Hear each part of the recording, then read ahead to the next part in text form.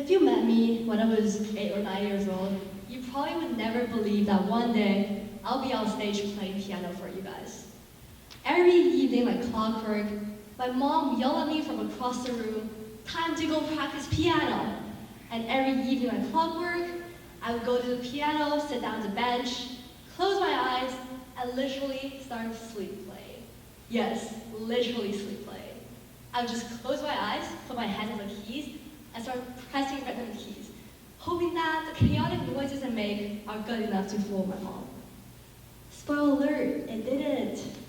My mom wasn't born yesterday. Let's just say that neither of us look back at these memories fondly. It wasn't that I hated music. It was just I didn't really understand it. It's like a daily task, like eating dinner, or practicing maths, or doing my homework. It's a checkbox off my to-do list. I wasn't really sure what I was doing at that point. I was just kind of surviving it. Then came grade 7, which was a huge turning point. I got a new piano teacher. Now this guy is really different, because he didn't really start our lessons by letting me play scales for him or letting me play the piece he assigned me. He asked me questions, like what do you feel when you're playing this piece? What kind of story are you trying to tell? Back then I was really confused by these questions. I just told him, oh well, my parents kind of put me in this. But deep down, something clicked. It was the first time someone treated my piece as if I had something to say. That last summer happened. Completely by chance, I came across this program at Credit Valley Hospital. It was called Meet Music for Healing and Hope. It was a volunteer program where you go in, you play the grand piano they set up in their main hall, and it was volunteer, right? So I thought to myself, well, I kind of need volunteer hours for school to graduate, and I kind of want to practice my piano at the same time. This is a great combination of both, so why not? I signed up for it. When I first got there to play, I was really nervous, because it wasn't really a stage. I competed so many times before, but it was completely different. There's no clapping audiences, there's no judges holding up scoreboards for you. It was just people walking around, family members pacing anxiously in the hallways, and sometimes nurses on break. But I just sat down to play a normal basic sonata, like a normal practice session anyways. As I played, I noticed this old woman standing a few desks away from me. She was just there, she was listening.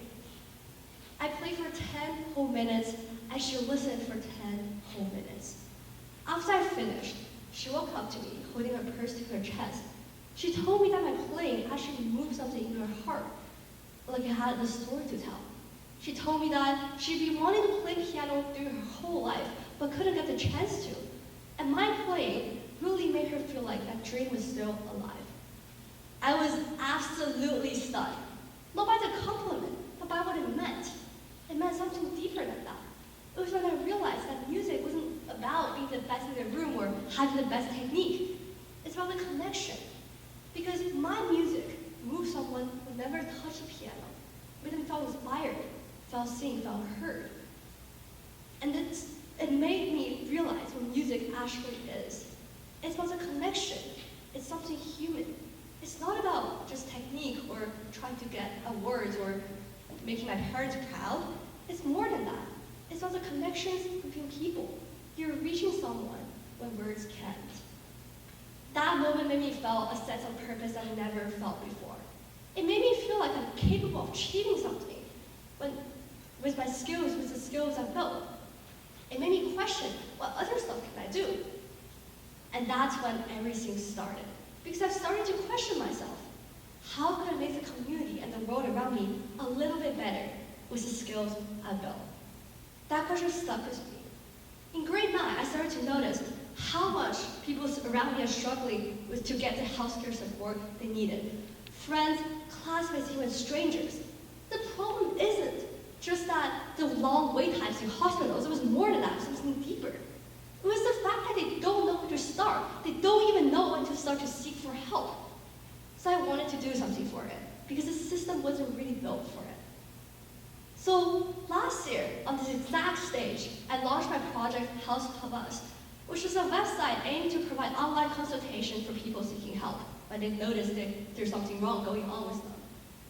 In our first week of operation alone, we reached over 250 user sessions.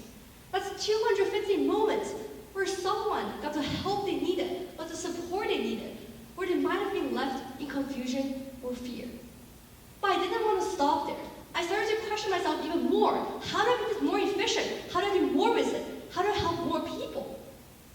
So that's why today I'm here again. I'm really excited to announce the 2 AI models that I've trained that I'm going to be incorporating onto my website just this month. The first model was quite general concerns. Let's say you have a headache. You can go on the website. It will engage with you in a really conversational way. It will pose you questions like, how much did you sleep last night? Or is it pain behind your eyes, or is it just like you feel like you're gonna faint?